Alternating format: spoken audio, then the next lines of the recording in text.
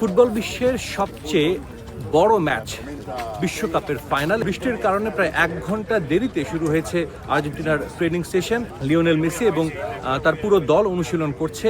Big match, আমরা জানি Spain এবং আর্জেন্টিনা দুই দলই দুই কন্টিনেন্টাল টুর্নামেন্টের চ্যাম্পিয়ন।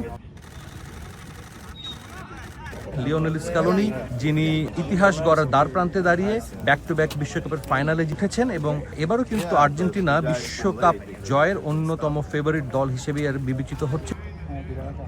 সেমিফাইনালে যে একাদশটা খেলেছিল সেই একাদশেরই অধিকাংশ ফুটবলার মাঠে নামবেন ফাইনালে স্পেনের বিপক্ষে। একটু বলতে চাই কোন জায়গায় আসলে দ্বিধাদ্বন্দ্বে রয়েছেন কোচ। গত ম্যাচে আমরা দেখেছিলাম হুলিয়ানো সিমিওনেকে তিনি মাঠে নামিয়েছিলেন for the very first time, start করেছিলেন এই ওয়ার্ল্ড কাপে।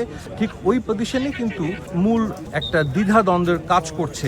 4-4-2 ফরমেশনে খেলেছিল, সেই মিডফিল্ডে সিমিওনের জায়গায় কাকে খেলাবেন বা কে খেলবে সেটাই কিন্তু মূল চিন্তার বিষয়। সেখানে 3 জন কন্টেন্ডার রয়েছেন, সিমিওনো তো আছেনই, রদ্রিগো ডি পল অথবা নিকোলাস গঞ্জালেস, যে কোনো একজনকে হয়তো বা বেছে নেবেন লিওনেল স্কালোনি, যাকে ফাইনালে তিনি খেলাবেন।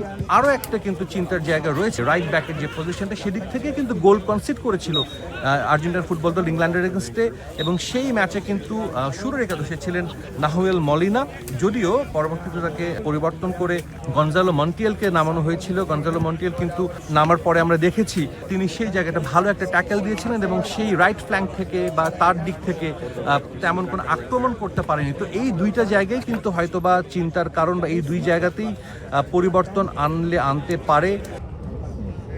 ফাইনালেও নিশ্চয় আর্জেন্টিনা চাইবে লিওনেল মেসিকে কেন্দ্র করেই আক্রমণ ভাগটা সাজাতে। লিওনেল মেসিই চাইবেন গোল করতে বা গোল করিয়ে দিতে। যেই দুটো জায়গায় চেঞ্জেসের কথা বলছি, সেই দুজন ছাড়া বাকি সবাই যারা খেলেছেন গত সেমিফাইনাল তারা সবাই ফাইনালেও খেলবেন, কিন্তু যদি প্রয়োজন মনে করে অবশ্যই সেই জায়গাগুলোতে পরিবর্তন আনবেন কোচ লিওনেল স্কালোনি।